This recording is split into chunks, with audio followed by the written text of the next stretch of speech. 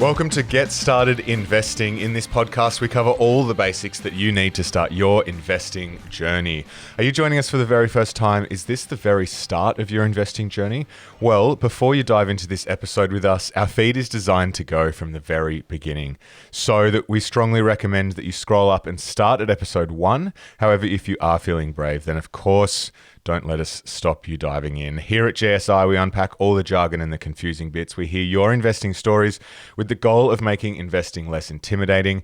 And of course, we like to have a good time along the way. My name is Bryce, and as always, I'm joined by my equity buddy, Ren. How are you going? I'm very good, Bryce. Very excited for this episode. We found some very interesting data on ETFs, some of the most loved and most hated ETFs of the last year. So we thought we would we would share that data and then throw out some wild speculation as to why we think they're loved and not hated, but just less loved. Less loved, Unloved. Yeah. Haven't got as much of the love. Yeah. There's still plenty of love to go around in the ETF space. I wonder if we own any of the unloved ones, which we'll get to later in this episode.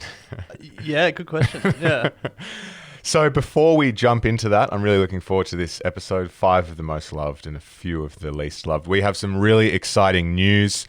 And Ren, that is that we are about to IPO. Yes, we have done it. Everyone can go to the website and subscribe. We are IPOing. That's it. It is our initial party offering. We're not going public just yet, but Equity Mates, FinFest is coming, and we are calling all bulls, bears, and party animals to come and trade ideas with us at Australia's biggest investing festival, and that is FinFest. There's going to be expert speakers and guests, DJs, booze. It's going to be inspiring, empowering, and it's for any level of investor. We have felt for a while that finance events around Australia have often been a little bit boring and uninspiring, and we're here to change that. Save the date, 15th of October 2022 here in Sydney, and head to equitymates.com/finfest.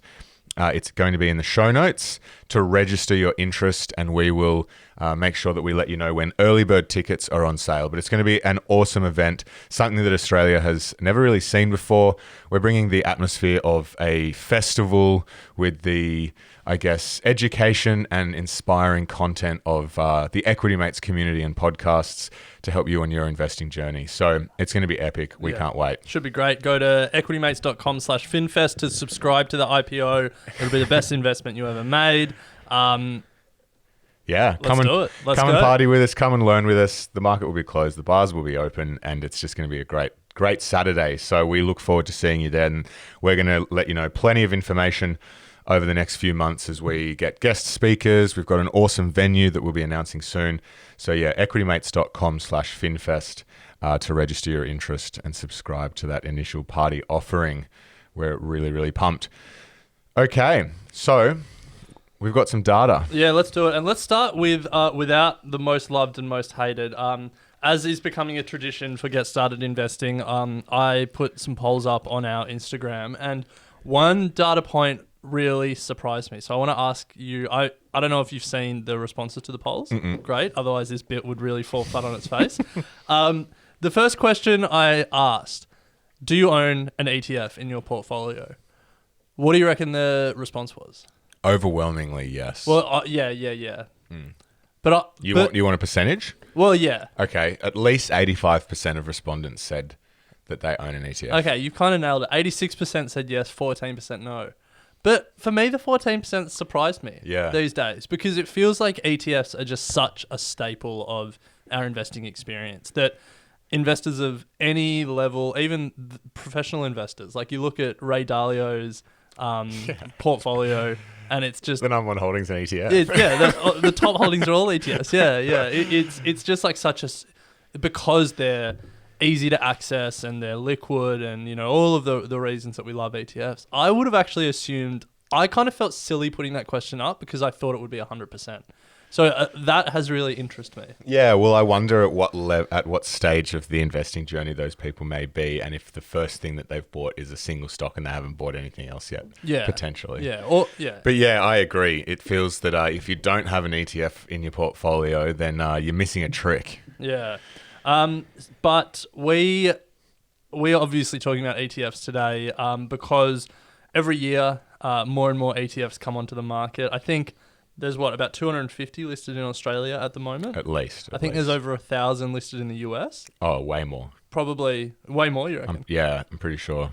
It gets more and more every year. I think it was 1,000 a couple of years ago. Do you reckon by the end of this decade there'll be more exchange traded products than there are like listed securities? Jeez, that'd be overwhelming and huge overlap. Way too much overlap. Yeah.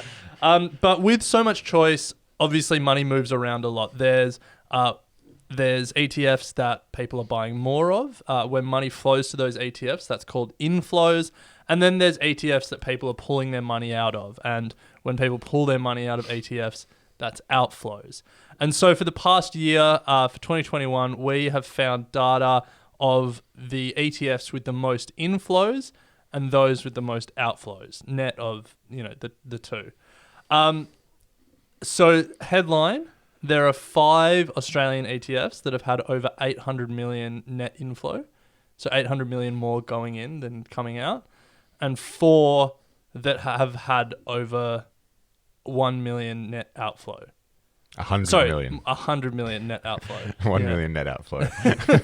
So we're calling these the most loved and the least loved. And we want to talk about what we can learn from this data. And obviously this is Australian data, but I think a lot of what we talk about will be mirrored in... Although America does have a lot more ETFs that are thematic based, I think. I think they have obviously much more choice, but yeah. Well, I think let's talk about thematic ETFs because the top 5 most loved, and we'll read the list out in a second, no thematic ETFs. No. Or would you say global sustainability leaders? I guess... Well, so it's coming in at number 5. Yep. Number 5, 802 million net inflow. And this is the BetaShares Global Sustainability Leaders. Would you call that thematic? Yes. Yeah. Yeah, that's a thematic ETF. Yeah. So I asked the Equity Mates community how many of them own thematic ETFs, how many are just indexes only, and then how many just don't own ETFs at all. How many do you think own thematics? What do you reckon the split is there? Thematic versus index? Yeah. I would say the split still weights towards index, 60-40. Close. It's 60-40 the other way. Oh, right. Yeah. Okay. I don't... for me, that's not the case. I don't think. I think majority of mine are index. No, sorry. It's how many people own thematics and then... Oh, okay. Yeah, not yeah. like split of your portfolio. Yeah. Gotcha. Yeah. Okay. So the ticker for this is ETHI, I'm pretty sure, for the ASX one. So that's 802 million inflow. So very, very popular. The next one ran 4th on the list. Vanguard Diversified High Growth, VDHG, 808 million inflow. Very popular in the Equity Mates community. Well, very popular in Australia, given it's 4th on the list. True. Coming in at number 3 was the BetaShares NASDAQ 100 NDQ. It's been a favorite of mine for a while. I think it was one of the first ETFs I bought. Yeah. Yes, very popular ETF, Ren. It tracks the top 100 tech stocks on the NASDAQ. 828 million going into that last year. No surprises there. The second on the list, Vanguard MSCI International Shares, VGS. Very, very popular. Very popular. 1 billion net inflow. Very popular, especially with the FIRE movement. Yes. That one and the Vanguard Diversified High Growth get a lot of love. They do get a lot of love. It really tracks the MSCI World. Ex-Australia, it's worth pointing out, is VGS. So if you are buying into that, make sure you look under the hood because you won't be getting exposure to the Aussie stock share market. Which leads us nicely to number 1, the crowned 2021 champion of loved ETFs. We'll have to come up with a better title. But Vanguard as well, Vanguard Australian Shares, ticker VAS, $2 billion net inflow, double the second place, also a Vanguard ETF. tracks the ASX 300 index. Number one. Number one, yeah. I mean, talk about home country bias. Any surprises in there for you? VGS. VAS. Being number one? Yeah. Because it's Australian?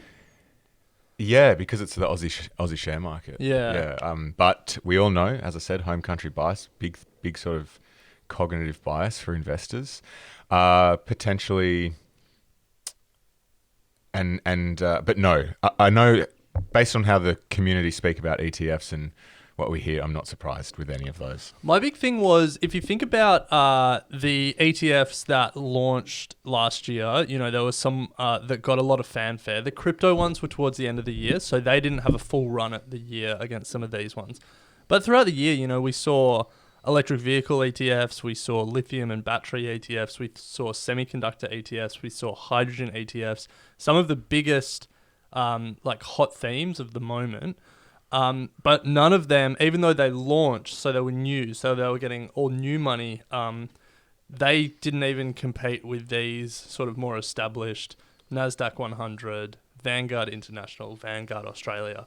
So even though there's these hot themes that are being captured by these new ETFs, they're not beating the more conservative, more long-term, I guess, just dollar cost averaging set and forget ETFs. Yeah. Which I think is a really pleasing sign.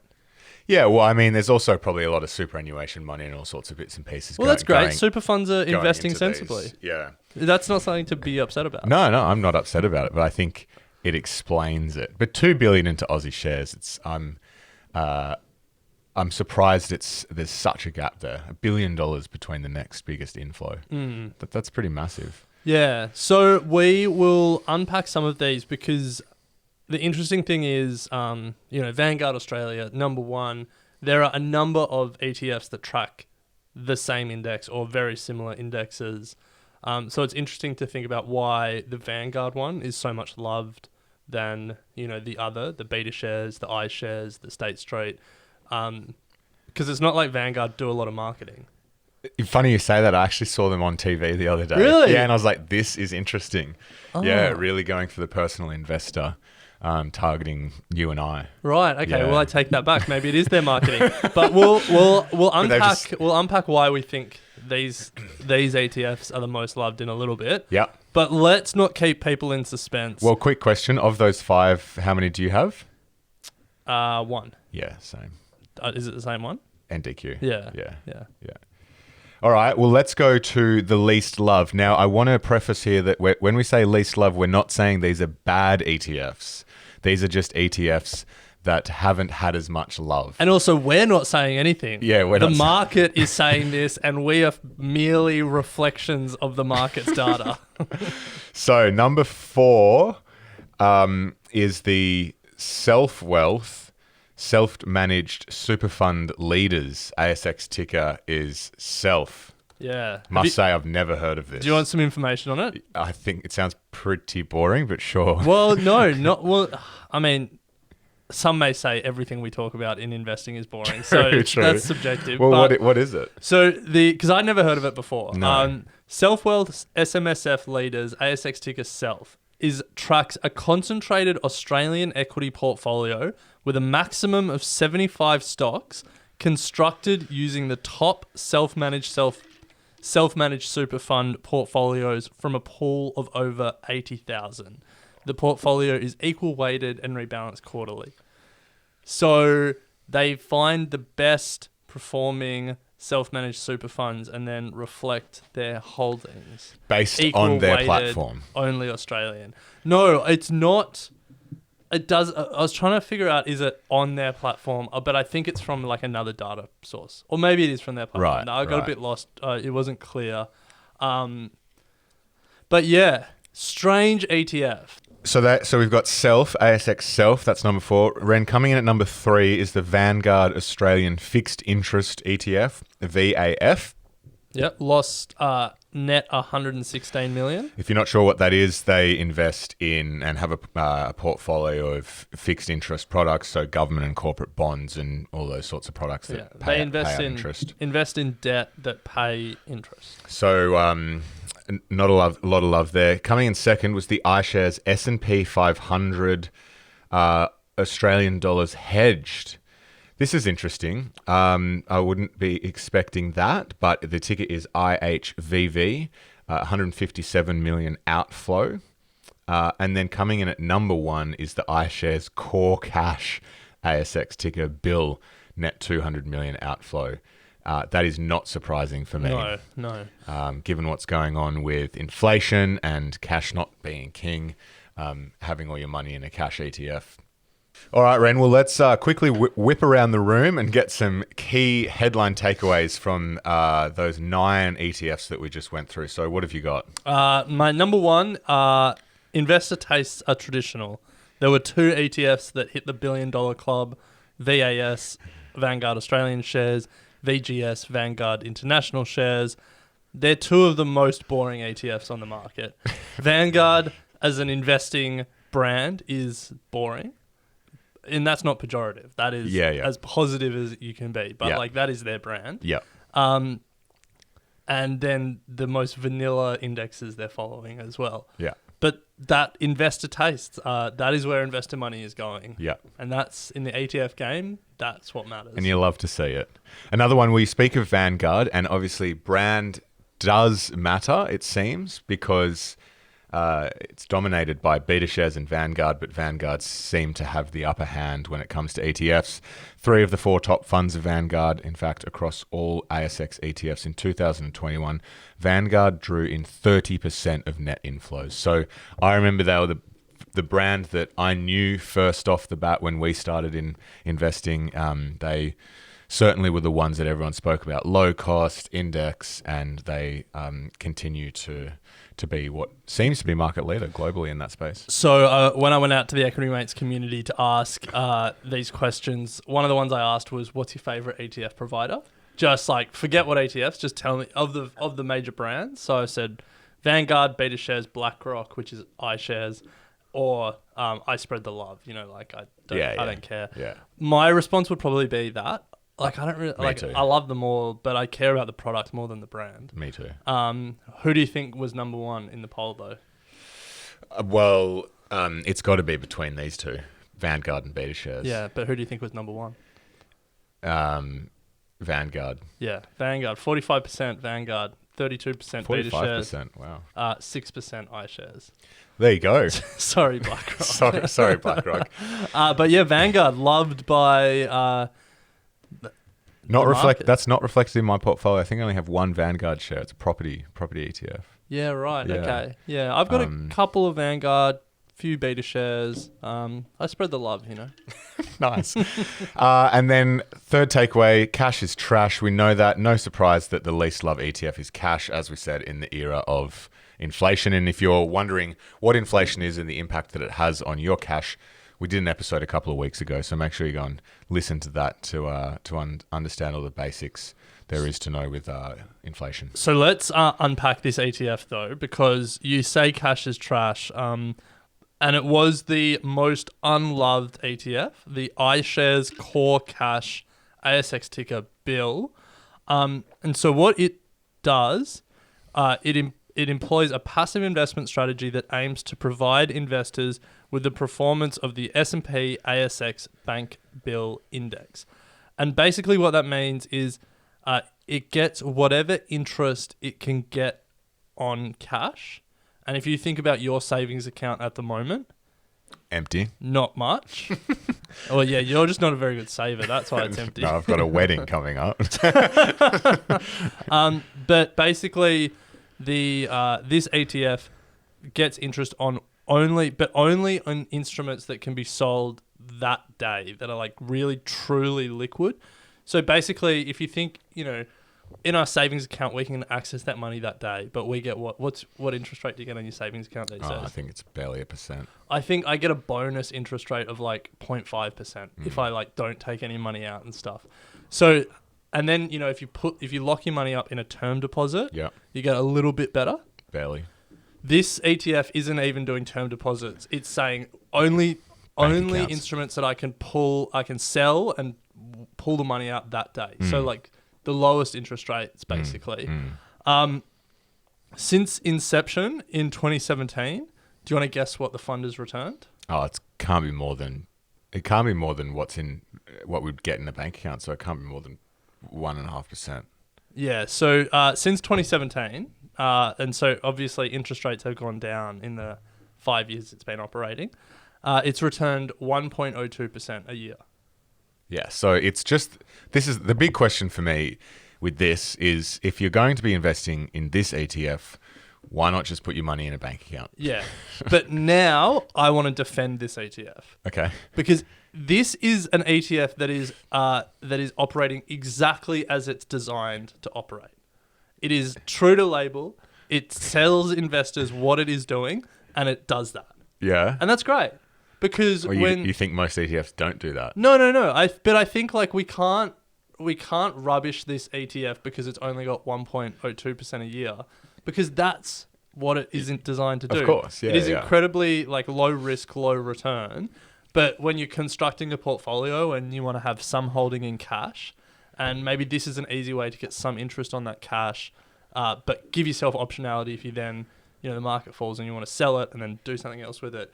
So like from a portfolio construction point of view, having options like this available is great. Yes. Yeah.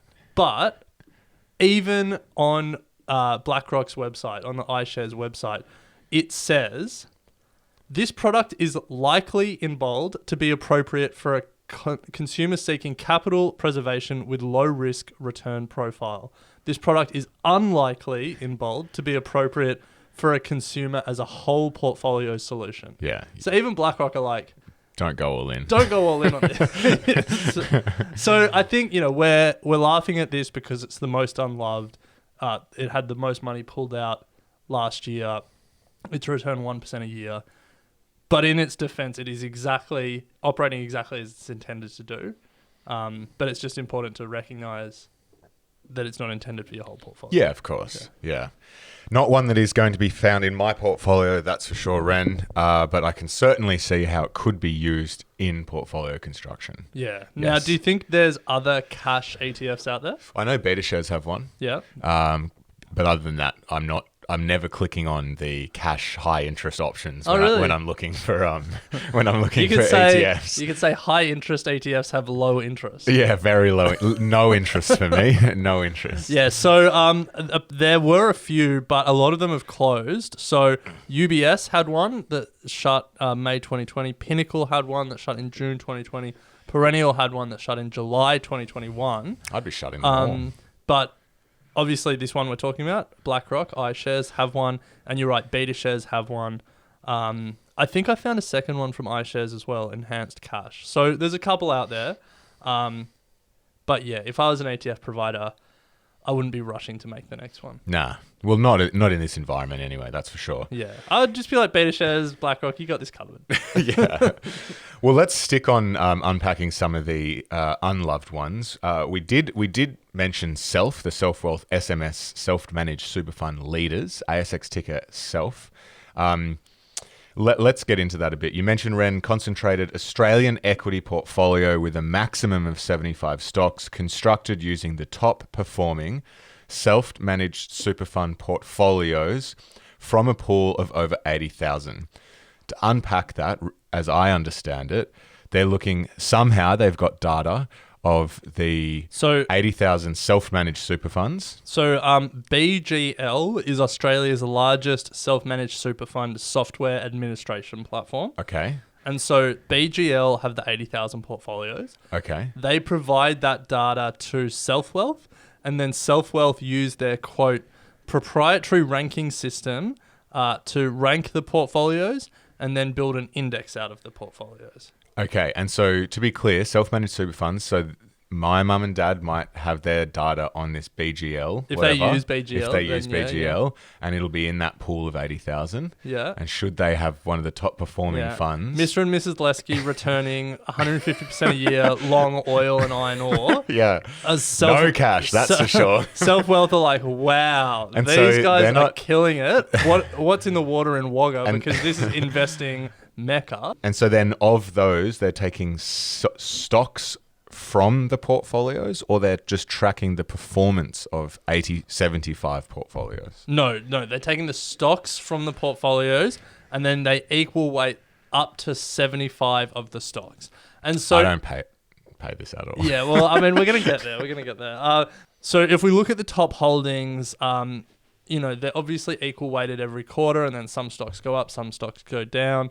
But the biggest holdings as of the 9th of March, Woodside Petroleum, South 32, North Star Resources, Beach Energy, Newcrest Mining, Evolution Mining, Santos, Rio Tinto. You're hearing is there a theme there? The retirees are into mining and energy. Well, and to be fair, that's because mining and energy have done really well since it was last rebalanced. But having a look at the full holdings, it's basically like 75 of the ASX 300. 75 stocks of the ASX 300. Yeah. Just big Australian companies. There's Cochlear, Coles, Endeavour Group, BHP, Woolworths, Boral, Westpac, AGL, JB Hi-Fi, A2 Milk, Crown Resources. I mean, like some great companies, ResMed, but it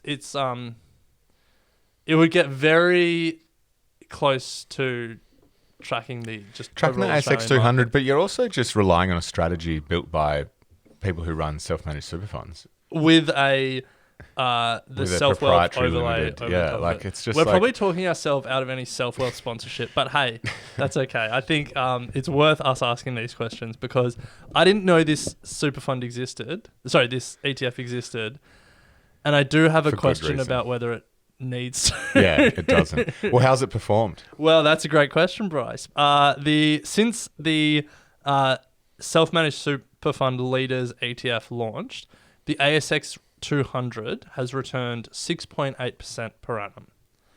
This ETF has returned 2.66% per annum. Oh, guys. Yeah, so I guess you can, in the notes here, I wrote in italics, is this something people want? A mix and match of a bunch of self-managed super fund portfolios that have all been constructed with different time horizons in mind. Who thought this would be a good idea? And so maybe that's a bit harsh, but I guess for me that time horizon thing is confusing because Mr. and Mrs. Lesky might have a 10-year, 20-year time horizon, but if I'm managing my self-managed super fund, I might have a 50-year time horizon, and I wonder how that gets integrated into the platform because in theory, my portfolio will be higher risk, but it will probably return better than your folks. Your folks will probably get a bigger dividend and be less volatile. I don't know. It feels like we're trying to squash things together that don't need to be squashed together. Yeah, trying to be a bit clever for something that doesn't need to exist. Yeah. Now we should say right of reply to Self-Wealth if they want to defend it. Tough to defend when there's 100 million coming out of it, but yeah, sure. But yeah, it's an interesting one. So should we have a look at a couple of the more loved ones? Let's go. Yeah, let's be positive. Let's finish on a positive note. Yeah. So the Vanguard Australian shares, the biggest inflow, 2 billion. It tracks the ASX 300. I'm sure many of you have it in your portfolio, and it's straightforward index. There's no mix match, equal weighting. It's just your ASX 300. Yeah, market cap weighted. Yeah. On Reddit, when I was just doing some research before this app, a lot of people were asking why this ETF, VAS, gets slightly different returns to A200, which is the BetaShares ASX 200 ETF. Pretty straightforward. Well, I think the question was being asked on Reddit, so it's a question that people are asking. Yeah. The ASX 300 and the ASX 200 have massive overlap because if you own the ASX 300, you have all 200 of the ASX 200 stocks, and then the next 100 largest. Yeah. So there's massive overlap, but the weightings are different. So that's why the performance will be a little bit different. It will move very in line, but the 200 means that you're a little bit more concentrated, and so there'll be a few percentage points different over a long period of time. For me, I'd be questioning why you would go a 300 over a 200, just given the weighting of the top 10 stocks in the 200 and the performance impact that it has, those companies have, if that makes sense. Yeah, but I mean, you could flip it the other way and say, like, it's not going to make a massive difference either way. No. Like, you'll have slightly more of the 200. Yeah, I guess the reason I would question it, I would always personally, I'd take a more concentrated if I had two options that are very similar. I would love to see some research on, like, does it make a difference? Probably doesn't, because the bottom 100 barely make an impact. So, like, in America, we all invest in the S&P 500. Yeah. If you had the option for the S&P 300, you would prefer that? I think so, yeah. I mean, how far do you extend that logic? Like, what if it was... Well, you could go the ASX 50 and probably get a very similar result to ASX 200. Yeah. Or ASX 10. Yeah. I think it's just the way that the markets are at the moment, with such huge concentration of very small companies at the top. That point over a long period of time, I know that 0.1% here and there. I think the logic. So right now we're living in an era where in America it's like Apple and Amazon and Microsoft, who are the biggest companies, but also are the best performers. And in Australia, BHP and Rio, they continue to do incredibly well. The banks are having a bit of a moment. But I think if we look back historically, the reason that you go for like the 300 rather than the 200 is it's a lot of those like smaller names, like the mid caps in the lower down the list, that are the ones that are faster growing. Whereas like the names at the top of the list, the Combanks and the boring companies at the top, generally grow slower. So that's why you want the exposure to the lower end of the list. Yeah. That's very long term. Yeah. Well, aren't we long term investors? Very long term. But I give that at this point in time, that doesn't seem to be holding. No. Yeah, and I think the Aussie market's a little bit different as well. Like, it's been banking and mining for a very, very long time. Yeah. Anyway, look, I think no surprises that the VAS is the number one. Yeah. And for me, if I was owning the ASX 200 or the ASX 300, I wouldn't lose an ounce of sleep over should I own the other one. No. Number 2, Vanguard MSCI Index International Shares. Now, be careful, as we said, international. This is ex-Australia. So if you did want Aussie exposure, you'd need to buy VAS or A200. It had $1 billion inflow. But for me, these ones, biggest call out whenever you're looking, I'm going to take a global approach. Look under the hood, because I'm pretty sure I would be confident in saying that 75-80% of the weighting of these stocks are going to be in US stock market. Yeah. That's definitely not a bad thing by any stretch of the imagination. The US stock market, biggest stock market in the world, so it's not surprising. Some of the biggest companies in the world, not surprising. But if you're going in thinking, I'm going to get 25% European exposure, 25% Asian exposure, 25% US exposure, think again. You might need to be a bit more selective in how you build a portfolio of ETFs. Well, how much do you reckon's in... So of this one, how much do you reckon's in North America? Sorry, just the United States, not even Canada, just the United States. I reckon at least 75%. 70.1%. Yeah, there you go. Then the next biggest is Japan at 6.4%. Yeah, there you go. And then if you look at the companies that we're talking about... Not even Europe. Well, Europe isn't a country. Play on. Then the third biggest is the United Kingdom, 4%. Canada 3.5%, France 3.3%, Switzerland 2.9%, Germany 2.6%. So Europe gets a run. Does get a run, but yeah, pretty insignificant. But the biggest holdings in this ETF: Apple, Microsoft, Amazon, Alphabet, Tesla, Facebook, Nvidia, Johnson & Johnson, United Health Group. S&P 500. Yeah.